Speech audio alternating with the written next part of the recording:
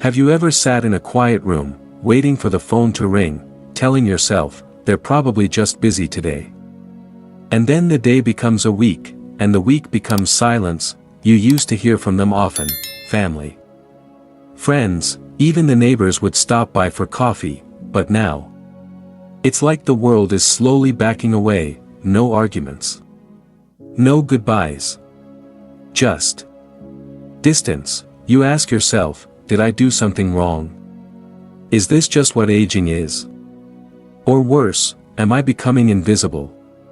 You're not alone. Millions of people after 70 feel this same quiet ache, not of illness, but of being gently erased from the lives of those they love. It doesn't happen all at once. It begins slowly: missed birthdays, shorter phone calls, less eye contact, more polite smiles, and fewer warm hugs. And here's the hardest truth of all: people rarely tell you why, they just fade. But what if I told you, this isn't just about them pulling away, it's also about the energy we unknowingly project, because after 70, the world stops listening to your title, your job, or even your age. What it listens to is your presence, your vibe, your emotional fingerprint, and sadly, many of us, without meaning to, begin to emit a kind of emotional heaviness, a fog of bitterness, complaints, or sadness that we never meant to spread, but we do. So the question isn't just, why are people avoiding me? The real question is, what silent signals am I sending without knowing it? And once you realize that, you regain something powerful: control, hope, and a chance to bring the people you love back into your orbit, not by begging, but by transforming the way you show up in their lives. In the next chapters, we'll uncover the 7 invisible behaviors that drive people away, and more importantly, the simple yet profound shifts that can draw them back, with dignity, wisdom, and grace. Because it's never too late to be loved again, to be seen again, to be felt deeply by the ones who matter most. But first, we must look in the mirror, not to judge, but to understand. It's easy to believe that people drift away because they're selfish, busy, or don't care. But what if the truth is quieter and closer? What if, without realizing it, we are the ones pushing them away, not with cruelty, not with malice, but with something far more subtle: habit. After 70, many of us slip into invisible patterns, ways of speaking, thinking, and reacting that feel natural, but to others, they feel heavy. Let's explore a few of them. You may not recognize them at first, but once you do, you'll never unsee them. 1. Chronic complaining, the emotional fog. We don't mean to complain, but sometimes, it becomes the soundtrack of our day. My back hurts again. The government is useless. Young people don't understand anything these days. It's not that these things aren't true, but repeated too often, they become like static noise, and people begin to tune out. Not out of disrespect, but out of emotional exhaustion. 2. Talking without listening. Have you ever had a conversation where the other person barely finishes a sentence before you jump in?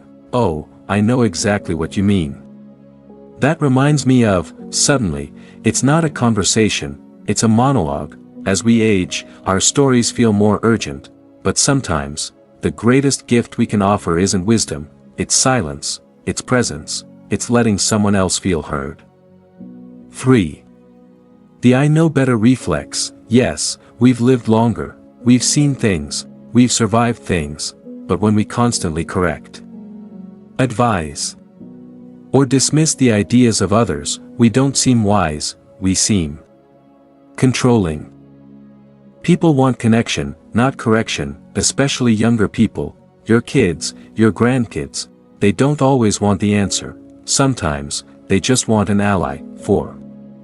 Neglecting self-care, the silent message. You may not say a word, but the way you dress, smell, and carry yourself, says everything. Wearing the same stained sweater, hair uncombed for days, a look of disinterest in your own reflection. To others, it doesn't signal wisdom, it signals resignation, and slowly, people begin to pull back, because being around you reminds them of decay, not dignity. 5. Victim energy, the quiet repellent. Have you ever said things like, no one visits me anymore. I guess I'm just a burden. If I died tomorrow, no one would notice. These aren't cries for help, they are unintentional emotional traps. People, especially the ones who love you, don't know how to respond, so they begin to respond less, and then they stop responding at all. Here's the truth, none of these behaviors make you a bad person, they make you human, but if they go unchecked, they turn your presence from comforting to draining. The good news, these patterns can be reversed, but not by changing the world, by changing the emotional weather you bring into every room, and that begins with awareness. There's a saying in ancient philosophy, what you think, you become. What you feel, you attract. What you imagine, you create. But here's the part they often forget to tell you, if your thoughts are unexamined, they will quietly become your prison. After 70, the mind becomes a mirror, not of what is, but of what has been repeated. Every thought we've practiced for years, every silent complaint, every internal judgment, every self-pitying whisper, becomes a groove in the brain, like water carving into stone, and soon, that groove becomes the only path we walk. Let me ask you something personal, how many times have you said, people don't care about old folks? I'm just in the way. I have nothing new to offer. Not out loud, but in here, point to your heart. Or your head, because the more you repeat those phrases, the more your mind believes them, and worse, the more your body begins to embody them. Your shoulders start to round, your voice becomes hesitant, your smile fades, not because you're sick, but because your thoughts are wearing you down, from the inside out. Here's the twist most people never realize, people don't react to your age, they react to your energy. If your energy says, I am still alive. I have presence. I see you. They respond, but if your energy says, I am already fading. Please don't look too long.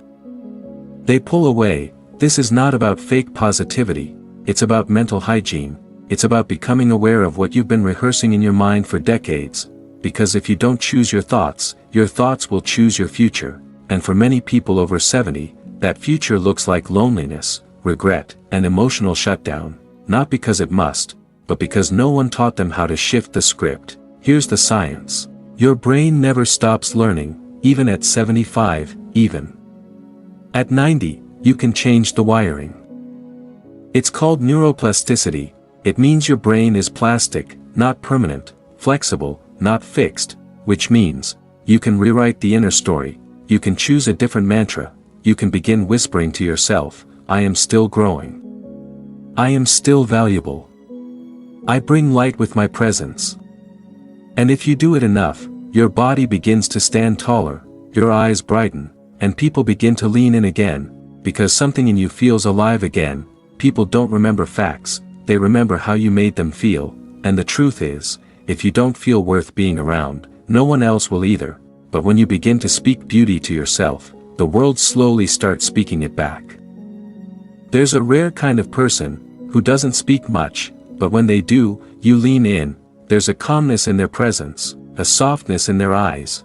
They don't try to impress, yet somehow, they leave an impression. That is emotional magnetism, and the beautiful part, you don't need youth to have it, you need wisdom, awareness, and lightness. You see, many people over 70 make the same mistake, they feel invisible, so they talk more, they talk about aches, they talk about the news, they talk about how things used to be, and they talk not to share joy, but to be noticed.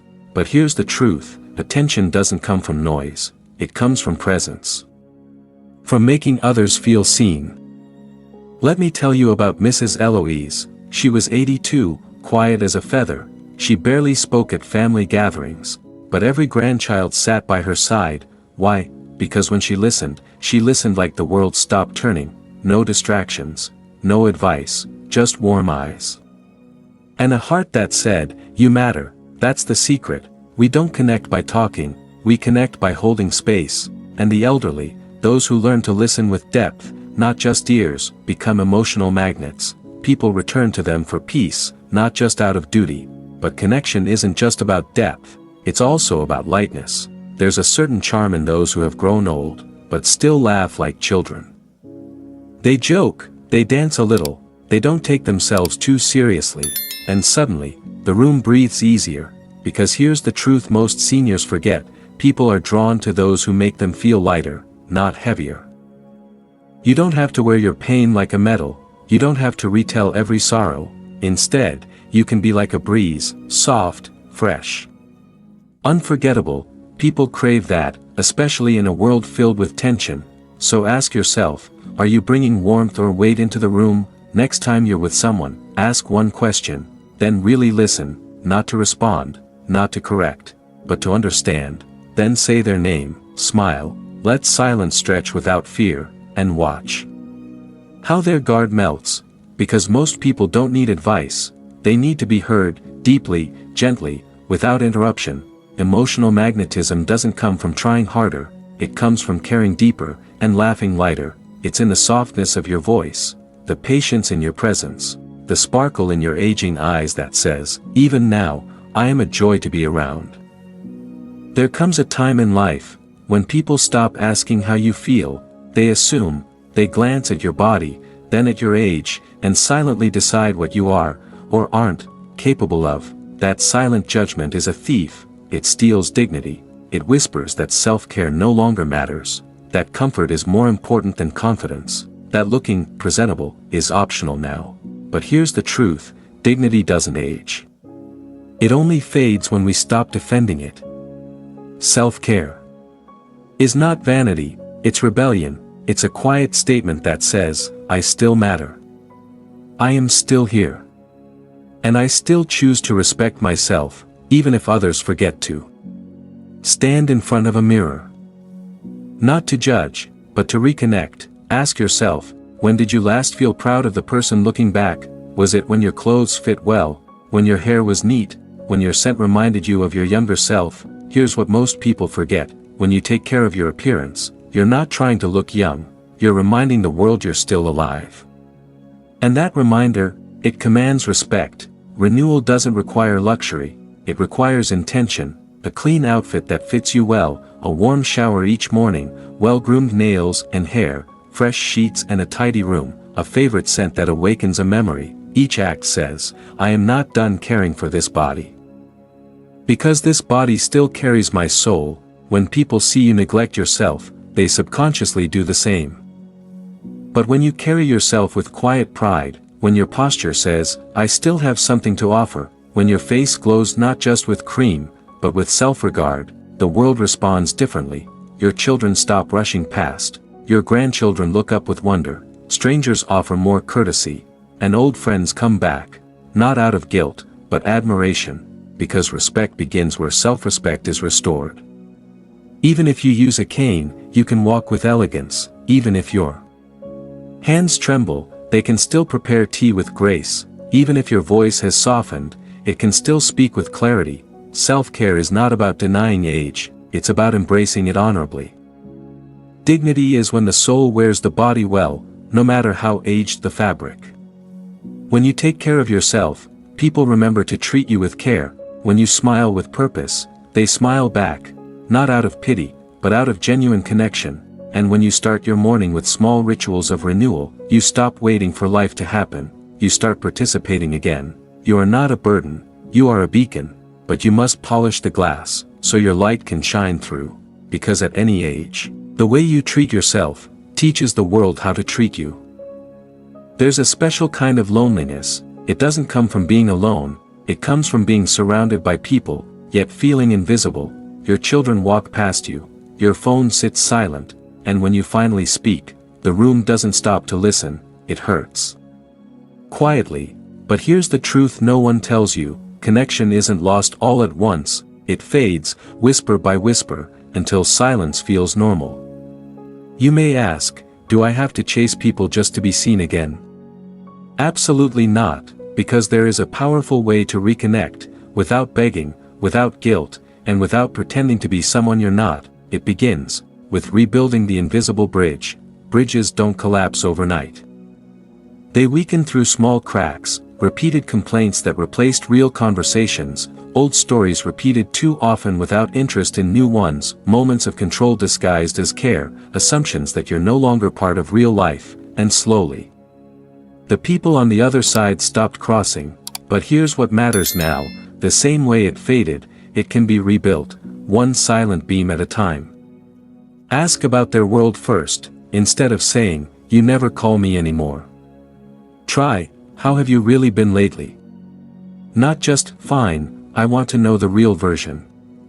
Ask without agenda, listen without waiting for your turn to speak, because curiosity says, "You matter to me." And people always return to where they feel they matter, when you share. Don't make them feel responsible for your sadness, instead, invite them into it. Say, "Some days I miss feeling part of your life. But I know you're busy, and I'm proud of you. I just wanted you to know you're always in my thoughts." This doesn't guilt them, it awakens their love. You become a mirror, reflecting both your truth and your grace. Don't wait for holidays or emergencies to reconnect. Create small rituals that invite people in. Sunday tea at your place, sharing an old photo with a story behind it, asking for help with something small, not because you can't, but because it creates closeness. Let them feel useful, not just responsible. Let them feel wanted, not just obligated. If mistakes were made, as a parent, spouse, or friend, don't bury them. Name them, but don't get stuck there. Say, "I know I was too harsh sometimes. I didn't always know how to express my love. But I'm learning. Still learning.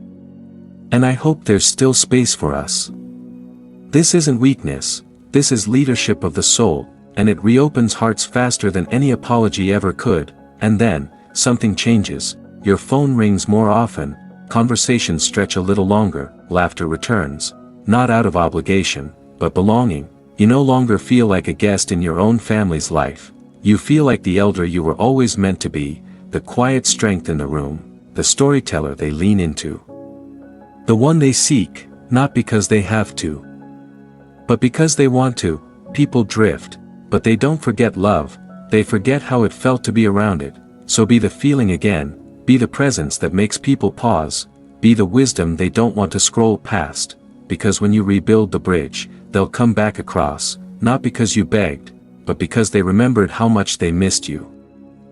As the sun sets on the decades behind you, and the quiet hours stretch longer, there is one truth that remains unshaken: the greatest gift we can give, to ourselves and to those around us, is the gift of presence. Presence isn't just about being seen, it's about being felt, not just heard, but understood, not only remembered, but cherished. And yet, this gift is often the first to fade, because life's distractions grow louder.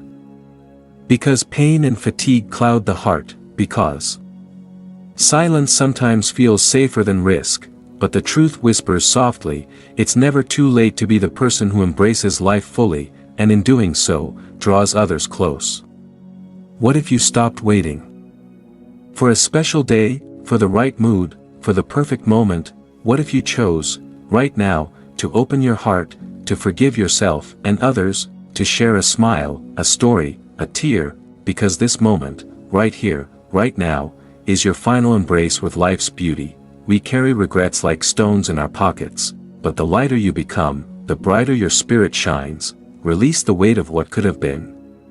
Release the harsh judgments on yourself, release the bitterness that distances you, because when you let go, you create space, for love, for laughter, for new memories.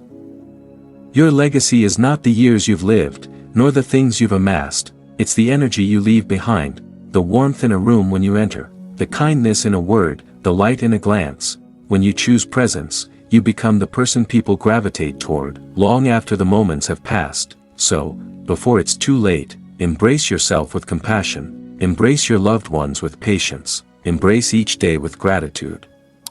Because the final embrace is not a goodbye, it's a welcome to peace, to connection, to a life truly lived. Remember, you are still here, you still matter, and you are still capable of shining brightly. So shine, shine now, because the world is waiting to feel your light.